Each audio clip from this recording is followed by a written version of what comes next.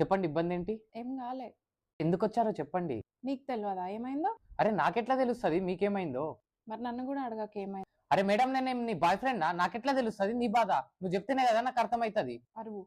నువ్వు కూడా అరువు నా మీదనే. అందరు నా మీదనే అరుస్తారు. సరే సరే, సారీ అరవను. చెప్పండి, ఏమైంది మీ ప్రాబ్లం చెప్పండి. నాతో మాట్లాడకపో. అరే మేడం, నా దగ్గర టైం లేదు, నేను వేరే పేషెంట్స్ ని కూడా చూడాలా. అంతేలే, నా కోసం ఎక్కడ టైం ఉంటది. అరే ఓ మేడం, నువ్వు ప్రాబ్లం చెప్పండి, నేను ట్రీట్మెంట్ ఎడికెళ్ళి ఇవ్వాలా నీకు? ప్రాబ్లమ్స్ అన్ని నాకే ఉన్నాయిలే. అరే ప్రాబ్లం ఏంటి? నేనే పెద్ద ప్రాబ్లం. అదైతే కనిపిస్తుంది. ఏమన్నావు? ఏం లేదు. ఏదో ఒకరోజు చనిపోతాలే, ఆ రోజు నా వాల్యూ తెలుస్తుంది. అరే ఓ, ఏమన్నా పాగాలు ఉన్నావా ఏంది? నీకు అంత ప్రాబ్లం అవుతుందంటే ట్రీట్మెంట్ చేయకు, వదిలే నన్ను. అరే మేడం, నేను డాక్టర్ని, పేషెంట్స్ ఇట్లా వదిలేలేను. నాకు చెప్పాలని లేదు. నీకెందుకు చెప్పాలని లేదు?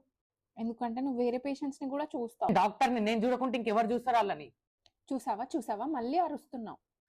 అరే సరే సరే, ఇంకే పేషెంట్ ని చూడ నేను.